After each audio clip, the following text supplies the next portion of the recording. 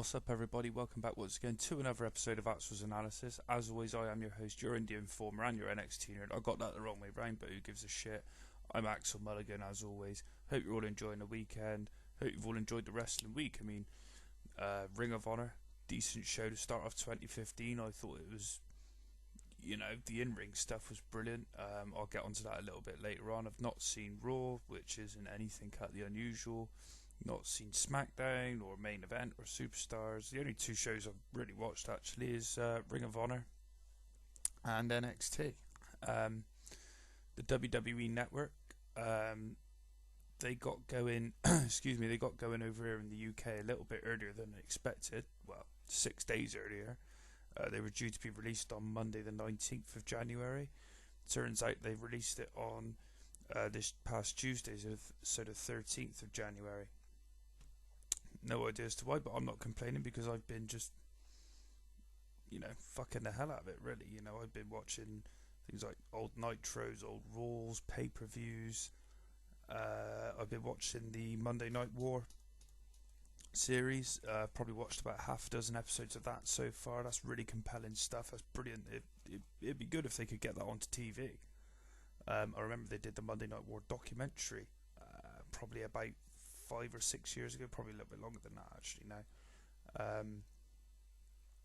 But that was good. But this series is just, it really picks the bones out of every little aspect of the Monday Night Wars. So you've got things like D-Generation X, you've got the NWO, you've got Luger going over to WCW, you've got X-Pac going back to the WWE, you've got things like the rise of Goldberg, Jericho's move, the Cruiserweight division.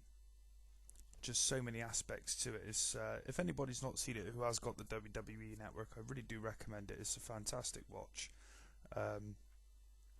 Just definitely worth giving it a go just to check it out. I mean, I know quite a bit about the Monday Night Wars anyway, so it's just a lot of recapping for me, but there's certain things that I didn't know about.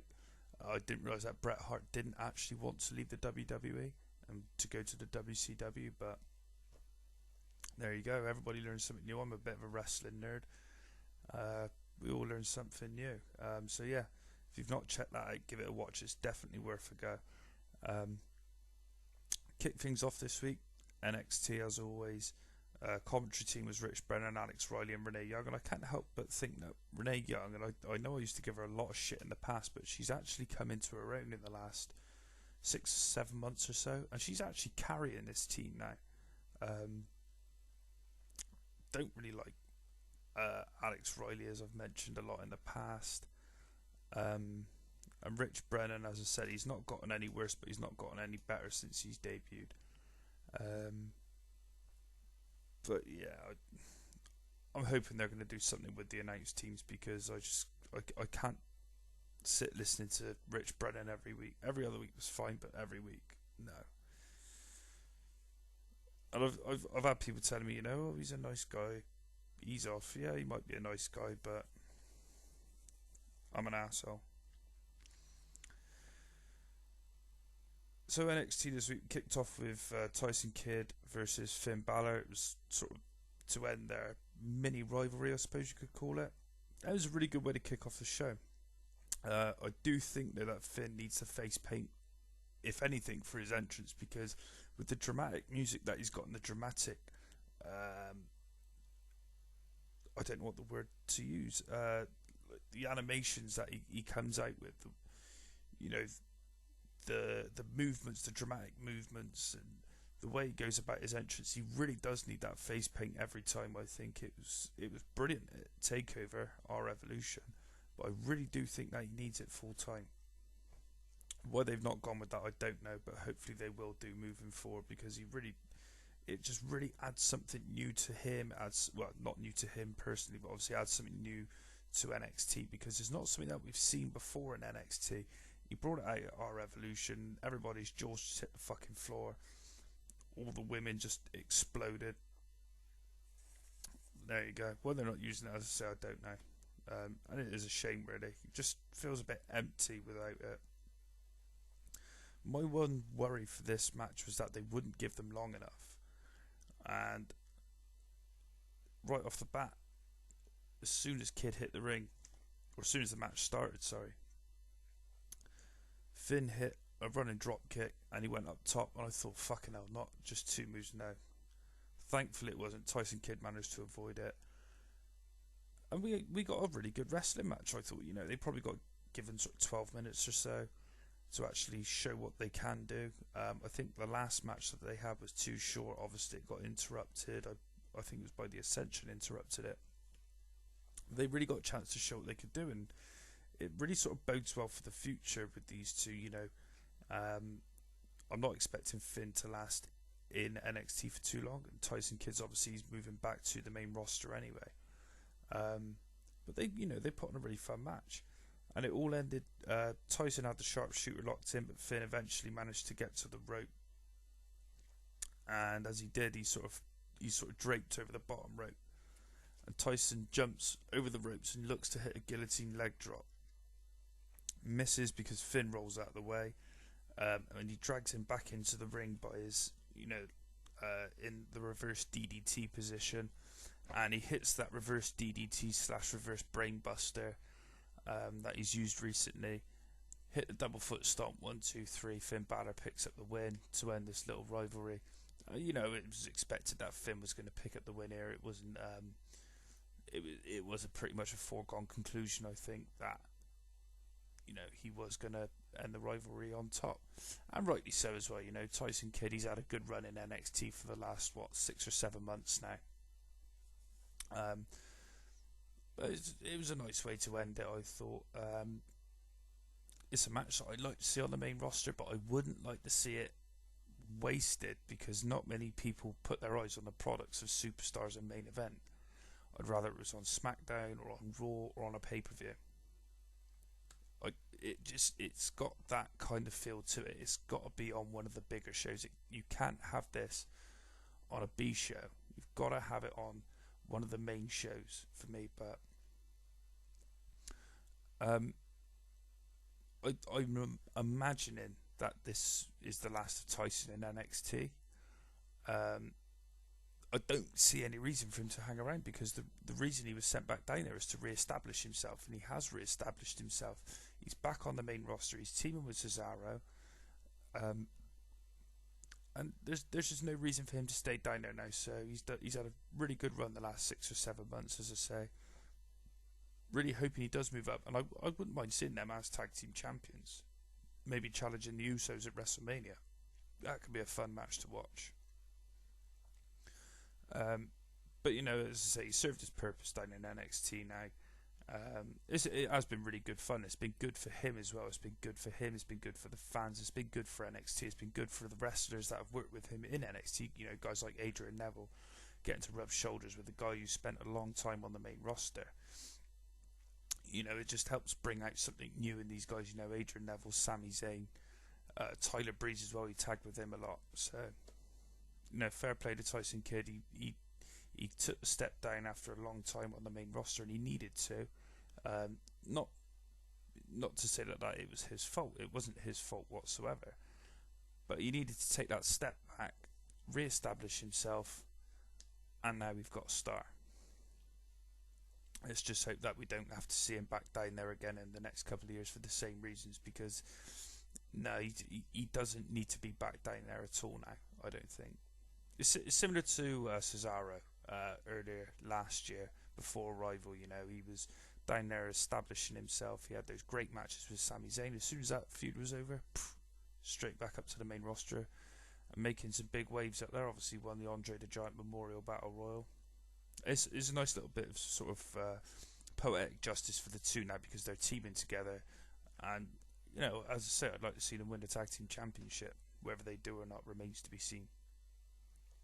Baron Corbin versus Bull Dempsey was next, and the thing that pissed me off with this, and you all knew it was coming, that something was going to piss me off about this show, as much as I enjoyed it. The thing that pissed me off was you've got two young, massive, angry guys who want to just tear into each other and beat the living piss out of each other. So Baron come out to the ring first, fine. Bull Dempsey comes out to the ring, and Sean Bennett, the referee, is not holding them apart, but he won't let them go until the bell rings. Fuck that. Sean Bennett's about £180, if that, soaking wet. You got £300 of Bull Dempsey, you got £300 of Baron Corbin. Just fucking fight. Just get it on. Don't fucking worry about the referee. The referee's not going to throw the match out because you want to fight. That's the whole idea of wrestling. That's just nah. Bollocks to the ref. Just get on with the fight. Beat the shit out of each other. The match only lasted a couple of minutes. Bull managed to take Corbin off his feet. I don't think Corbin's actually come off of his feet since this debut and run, I suppose, or this run that he's been on. Managed to take him off his feet, hit a running body block. He went up top, missed with a diving headbutt. Corbin picked him up and he hit a big end of days for the win. And I thought that was fucking awesome because you've got £300 of Bull Dempsey and he hit it like he was hitting it to CJ Parker, where Bull's fucking feet are flying up in the air, his hair is fucking everywhere. Bam! 1, 2, 3. Baron Corbin picks up the win. Credit to both men because Dempsey sold it well as well. He's starting to win me over, to be fair to him, Bull Dempsey. And if anybody's noticed, I've stopped calling him bullshit Dempsey because he is starting to win me over. As I say, you know, he's been very impressive over the last few months. And, you know, fair play. As I say, I like to be proven wrong. Just please don't put him back in the ring with Mojo fucking Rawley. I'm expecting to see at least one more match out of the two, between these two guys.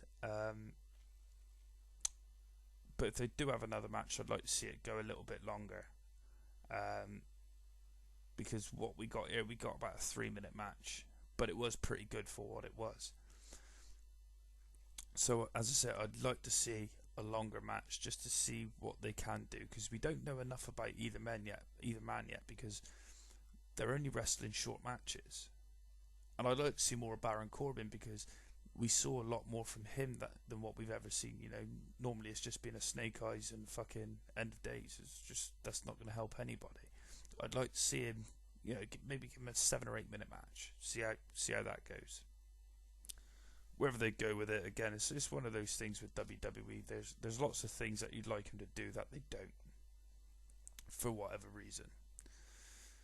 Speaking of things that you'd like him to do that they don't, improve in the women's division. Charlotte and Natalya versus Sasha Banks and Becky Lynch. Not really too sure what to think of this.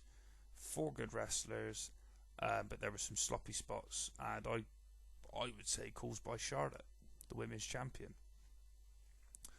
There was a moment where both Becky and Sasha were outside the ring, and Natalya called Charlotte in, and they were going to hit a double baseball slide. So Natalya, she clocked Becky a good one. Charlotte just grazed Sasha, and it looked like she jumped too early. Obviously, if you jump too early, you're not going to get the contact that you want to the wrestler on the outside of the ring. So she basically grazed her, and Sasha, she did what she could. She didn't fall over and oversell the move. She sort of held her arm to say, you know, that she'd been hit.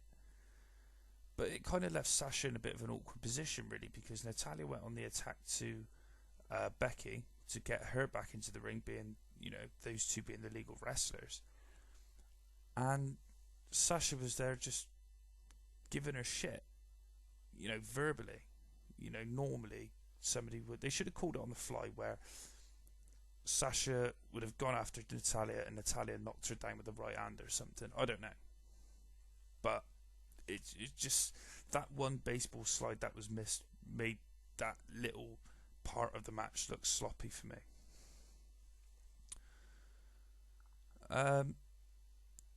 It was a short match again. Surprisingly, Sasha managed to pick up the win. And if Charlotte had picked up the win, I would have said, well, you know, that's the end of that little feud, I suppose. But it's, as I say, Sasha's picked up the win. She managed to pin Charlotte. She hit a straight jacket neck breaker. But when she pinned her, she hooked the tights. doesn't make Charlotte look weak, I suppose. It kind of makes Sasha Banks look like what she's supposed to be. That's a good heel, you know, using dirty tactics to pick up the win. But yeah, as I say, I thought it was over between them, but I don't think it is now that Sasha's picked up a win, because she's now proven that she can beat Charlotte. So we might see another title match. I hope if there is another one, Sasha picks up the championship. She deserves it, you know, for all of the hard work that she's put in over the last couple of years. She's just been a breath of fresh air, you know. I keep saying it every week she's on. She gets better and better and better, and she's, you know, as I say, she's using dirty tactics as well now to pick up the win. You know, I can't remember the last time I saw her like hook the tights or anything like that. And she was trash talking on the way down the ramp after the match as well. You know, this girl's money. Put the belt on her. If it doesn't work, you can just put it back to Charlotte, but just give her a little run with it and see how she goes. Main event time. NXT Championship match between Sami Zayn and Adrian Neville. What an awesome TV match this was. You know, we had a 60-minute show. I was hoping, you know, they were going to get at least 15-20 minutes. They probably got about a 15-minute match in. They played up quite well, not necessarily on commentary, but they played up quite well a potential head injury or concussion for Sami. Well, he sort of sold that he could have had some sort of head injury. Basically, Neville hit 2 Frankensteiners, and Sami landed on the top of his head both times. And even teased it so that it looked like the referee might have stopped the match. But Sami insisted that he didn't. You know, he was okay to continue. You know, because obviously had he said, yeah, you know, I can't wrestle, that's it, that's the end of the match, and Adrian Neville would have won the championship by referee stoppage, which any champion obviously isn't going to want to give up their championship that way. If anything, they're going to want to be pinned by the better man. But yeah, so he was sort of selling these injuries because of these Frankensteiners, and then the next sort of passage in the match, where he sort of, you think, you know, he's selling this really well now, was he went for the haluva kick, which Neville avoided. He rolled under the bottom ropes to the outside where... Sorry, yeah, Neville rolled to the outside. Sami Zayn followed him. Well, he didn't follow him directly. Neville went out towards the entrance ramp, and Zayn went out towards where the timekeeper's area is. You know what's coming? Torpedo DDT. No, he didn't hit it. As he was diving through the ropes, Neville caught him with a super kick, and he just sold the eyes glazed over / I've potentially got a concussion / far away look in his eyes perfectly. He just sort of like just sort of sat sort of led across the ropes, just staring into the distance at nothing with his eyes glazed over, and he's a master of selling these kinds of potential injuries, Sami Zayn. That's what I love so much about him. You know, he's not just a great wrestler, he's a great seller as well, and that's hard to come by sometimes. You know, you got guys who could be the best wrestlers possible, but they can't sell worth a shit. But Sami Zayn, if anybody can sell better in the WWE than Sami Zayn, let me know they are. Well, apart from Dolph Ziggler. The next passage, Neville went up to the top. Basically, Zayn rolled himself back into the ring off the turnbuckles. Neville went up to the top, looking to hit the red arrow, but Zayn managed to roll out of the way. Neville stumbled into the opposite corner of the ring, and Zayn ran across looking to hit the haluva kick. He missed. Neville tried getting with a roll up. Zayn kicked at it too. He then stumbled back into the corner where Neville had just where he just tried hitting the haluva kick onto Neville. He then Neville came running in at him to attack. Zayn caught him, hit the exploder suplex, and the next passage was a big haluva kick. 1, 2, 3. Sami Zayn retains the NXT Championship in a, as I say, an awesome TV match. Afterwards, obviously, we get all the replays and whatnot. But Sami's celebration was cut short by Kevin Owens, as you'd probably expect, really. He attacked Zayn with the pop-up powerbomb. But I think it seems more than obvious that we're going to get Kevin Owens versus Sami Zayn at the next takeover. Potentially just spoiled something now, but it looks like we're going to get it in the near future. But I just hoping that it's going to be as good a spectacle as what their Ring of Honor matches were, because anybody who's seen those Ring of Honor matches, Ladder Wars, the match that they had is at Final Battle 2010. That was a hell of a match as well. As much as Ladder Wars was at Final Battle, I would say the 2010 match was the best one. They had some good matches in Pro Wrestling Guerrilla as well. But as long as they can have that standard of match, I think we'll all be happy. And anybody who's not seen those matches, if you're not going to see them beforehand, when this eventually does fucking happen, you're in for a treat. As for Adrian Neville, where he goes, if he's staying in NXT, I'm not too sure what happens with him. Don't think he won't have much to do, because he's done it all now. And generally the next phase after losing the NXT Championship is to move up to the main roster. If he does move up to the main roster, please do not put the fucking Mighty Mouse gimmick on him, because it will ruin and it'll be a waste of the last 2 years of this man's career. I don't understand why they would contemplate. Like they did it with Bo Dallas as well. Why would you change somebody completely from the way that they've been for the last 2 years in NXT, bring them up to the main roster, and they flop? Adrian Neville is one of the best wrestlers that company has. They got to utilise him correctly. Bo Dallas, I loved the last 6 months of Bo Dallas in NXT, and all he is on the main roster is just some happy-go-lucky, oh, I won a match, yeah, let's do a victory fucking celebration. I just don't get their logic at times, I suppose. I think they need to reevaluate what they're doing on the main roster, because the writing team is fucking awful.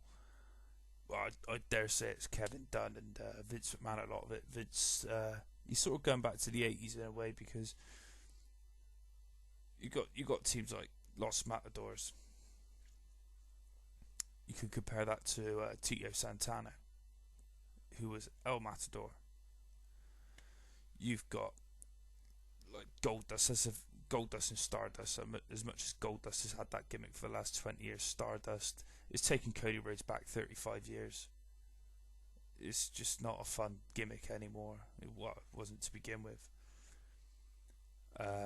You got all these different kinds of characters and gimmicks that they've just got Vince McMahon and Kevin Dunn written all over them.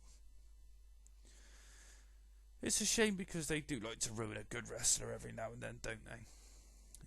Bad news Barrett, bad news Brown. It seems to be as though if your face doesn't fit, then you're going to be dealt a crap hand. John Cena doesn't have a crap gimmick as such. He's just stale. Triple H doesn't have a crap gimmick, never. Well, apart from Hunter Hearst Helmsley. I'm talking sort of in recent years, though. He's not had a crap gimmick. Kane doesn't have a crap gimmick. So I say, if your face fits, then it seems to be that you're all right. But if like R-Truth, that guy's a fucking joke these days. He's a good wrestler. He's a fucking joke. Anyway, that's as I say, Vince McMahon and Kevin the Dick Dunn written all over that. Overall rating for NXT, I've gone 6.5. It's much better than last week's shambolic effort, I thought. We had conclusions to rivalries. We've got continuations of other rivalries, and another one, obviously, between between Sami Zayn and Kevin Owens, which is getting further off the ground. So that's as much as it would seem like the feud between Charlotte and Sasha is continuing. The feud between Kevin Owens and Sami Zayn is it's risen up. You know, the stakes have been raised. NXT news: we had some tape-ins on Thursday night. I've read the spoilers. I don't know why I keep doing that. I'm not going to spoil anything for you. The next takeover will be on February 11th. Whether you can class that as a spoiler or not, I don't know, because I dare say WWE will announce something in time. No name for it as of yet, though. Obviously, like we had Fatal 4-Way, we had our Revolution, but there's no sort of tagline to this one just yet. The other bit of news I had was, obviously, I mentioned earlier about the WWE Network, so I shan't go through all that again. As of a couple of weeks ago, I started reviewing Ring of Honor as well on the show. Didn't obviously do it last week because, as I mentioned, there was no Ring of Honor. It was just a review show, funnily enough. I did TNA last week. I've not seen TNA this week, but I have watched Ring of Honor. Always watch Ring of Honor every Monday on ROHWrestling.com. So anybody who doesn't watch Ring of Honor, this is my way of selling it to you. First match of the night was Mark Briscoe versus Roderick Strong. Mark got a decent pop as always, but Roddy, holy shit, that's probably the best pop that he's had since he left the Decade, and he's been gone from the Decade for a couple of months now, but the roof just fucking came off the place. It was brilliant.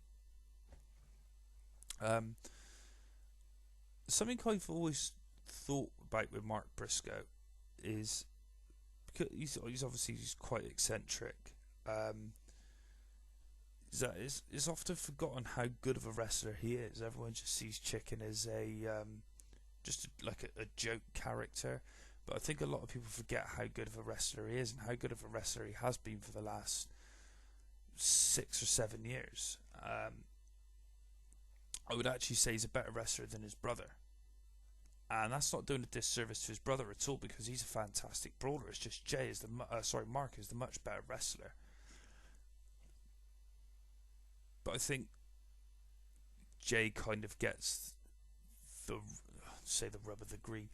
Jay gets into the positions that he gets in, A, because he doesn't have the history of concussions that Mark's had, and B, because he looks more of a marketable star. Now, anybody who thinks I'm wrong, obviously, just, as I always say, send me a tweet. But I don't think there's any arguing that Jay is the more marketable star.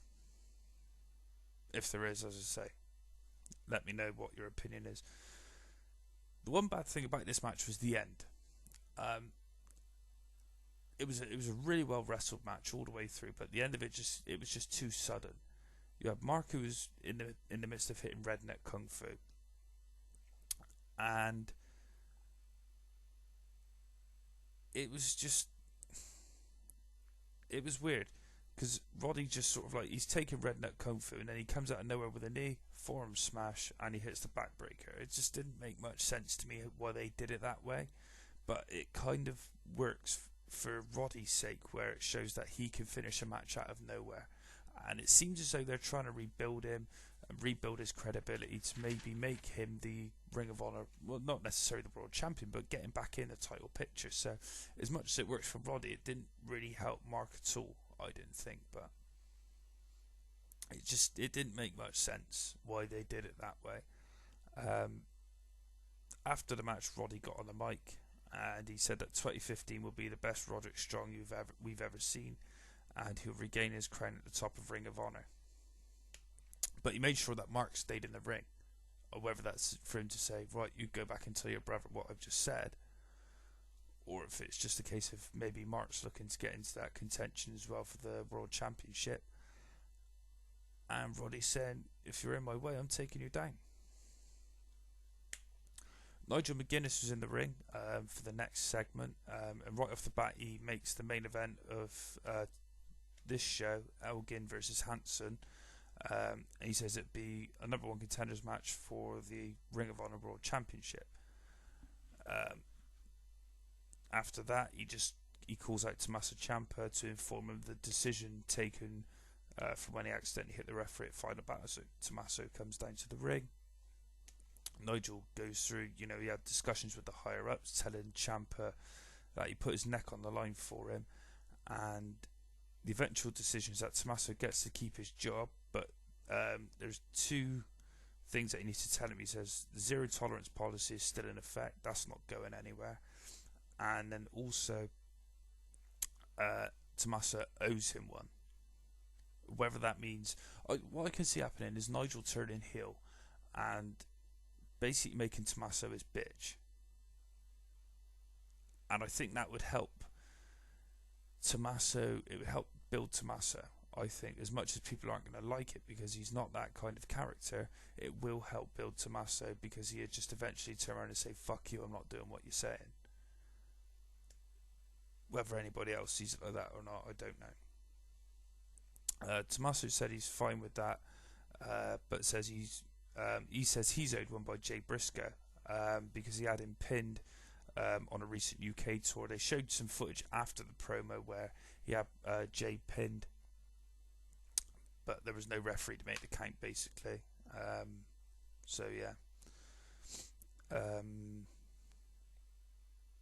So he said, yeah, it doesn't matter because it doesn't. Obviously, it didn't happen inside of the ROH bubble that Nigel McGuinness has created. So Nigel tells Ciampa that Hansen and Elgin are deserving of being in the number one contenders match because they both won their matches at Final Battle, whereas Ciampa didn't. He lost to Michael Elgin, and Ciampa says, I didn't lose to Michael Elgin, I lost to myself, I beat myself, which brings out Elgin. Elgin, he was fantastic all through the show, I thought. He tells Ciampa that he did beat him, Ciampa didn't beat himself. And Ciampa asks Elgin what it feels like knowing that 7 months ago he won the ROH World Championship in the building that they're in tonight in Nashville. And they look around now, he points to the crowd, and then last of all he points sort of over Elgin's head to the locker room and says, nobody wants you here. How does it feel to know that nobody wants you here? Elgin basically says, doesn't matter what anybody else thinks. Which... he's right. He gave the generic speech, but he delivered well, which has been a positive sign from this Michael Elgin heel turn. He's delivering his mic work a lot better than he did as a face, and I think the thing is with Elgin, his personality is very one-dimensional. You can't do a lot with his personality, so that sort of makes him more of a heel because he's not got the charisma of your standard babyface. Or Bret Hart wasn't the most charismatic of people, but he could get over as a face. Whereas Elgin, not to say that he struggled getting over as a face because he was very over 7 months ago when he was the world champion, but the way his personality is, it is slightly different to Bret Hart. The way that his personality is, he's more of a natural heel. Whereas in-ring wise, I believe he's more of a face. Which is... It's a difficult one to call whether, on the whole, if he's a better heel or a better face, but I think he's a better heel because it's easier for him to adapt his moveset to that of a heel than to adapt his character to that of a face. Anyway, Elgin insists that Nigel makes the main event a triple threat, which the crowd chant for it, and Nigel gives us what we want. So the main event is now Hansen versus Elgin versus Ciampa for the number one contendership. But before that, we've got a first round match in the Top Prospect tournament for 2015. It's Jay Diesel, who had Truth Martini in his corner, obviously, versus Will Ferrara. What I didn't realise is that Diesel is from Bristol, Pennsylvania, obviously not Bristol in England like I am. I thought that was something pretty cool, seeing my city's name out there. Really good first round match, I thought, but what's even more impressive is the fact that these two have got between them 3 years of in-ring experience, or less than 3 years in-ring experience. Will Ferrara was sort of partly trained by Taz, so you know he's learned from one of the best of the last 20 years or so. Very underrated wrestler, I always thought, Taz, and he was sort of overlooked because of his size. That's just my opinion. But because of this decent little match, that they probably got 7 or 8 minutes for this match, and it just shows what hard work can do. Obviously, they've been training hard in the ROH dojo. People like Caprice Coleman, who was on commentary for the match, have been helping out. Brutal Bob, so on and so forth, all the trainers that they've got down there. And, fair play to them, because they did put on a decent little match. Will Ferrara did pick up the win, so he goes into the semi-final where he'll face either Beer City Bruiser, what a shit name that is, and Mikey Webb. So I don't think I've ever seen either of those two wrestle, so I don't really know what to expect from that. And what surprised me is that they paired Diesel and Ferrara together in the first round, because these are the two guys that have been on the main Ring of Honor roster, if you will, for a little while now. And normally you don't get that. Normally they'll sort of maybe save that match for a semi-final or the final. Not this time for whatever reason. Whatever. It was a decent little match for what it was, I thought. And well, to be fair as well, it's interesting now, because you don't know, or I personally don't know rather, who's out of the people who are left in the tournament. I don't know what they're like in the ring. So it's interesting for me to watch this now, because I get to see 6 other guys showing what they can do. And I don't get the predictive final. I'm predicting that Will Ferrara will win the tournament, but he's going to be up against a guy that I don't know anything about. So it's always good to find out new wrestlers and find out what their capabilities are. The main event then was, as I say, Hansen versus Michael Elgin versus Tommaso Ciampa for the number 1 contendership for the Ring of Honor World Championship. Holy shit, what a fucking match this was. I thought all 3 men came off looking really good, but Elgin was the standout wrestler for me. I think it's fair to say that this was a 3-way war as opposed to a 3-way wrestling match. The spot of the night, it's one of the best spots I've ever seen in a wrestling match. You've got Michael Elgin, who's about 6 foot tall, and he's built like a brick shit house, isn't he? He's probably 270, 280 pounds of just pure fucking muscle. So he's got Hansen up on the top rope, sat on the top turnbuckle. He's got Ciampa down just in front of the turnbuckle. And I seen it, and I had a vision going through my mind, and I thought, no, there's no fucking way he's going to do this. And that was as he went up to the top rope. He sat on Hansen's shoulders, and he hit a Hurricanrana to Hansen. And as he hit that Hurricanrana, he landed, and it was almost like a Hurricanrana / moonsault, because he landed directly on top of Tommaso Ciampa. That was fucking awesome. It's as I said, anybody who's not seen Ring of Honor needs to get signed up. ROHWrestling.com, just get on it, because this was fucking brilliant. I'd call it the Hurrisalt, because it was just brilliant. The match ended in a no contest. Tommaso hit Hansen with Project Ciampa, and Elgin was on the outside of the ring. And as Todd Sinclair's hand was coming down for the 3, Elgin pulled him out of the ring. And once Tommaso realised what had happened, he went out after Elgin. But with the zero tolerance policy in effect, Elgin pulled Todd Sinclair in front of him so that Ciampa couldn't get to him, because he would have to go through Todd Sinclair. Obviously, you can't touch the referees. Hansen then, he's recovered from taking Project Ciampa, and he hits a suicide dive to all 3 of them on the outside of the ring.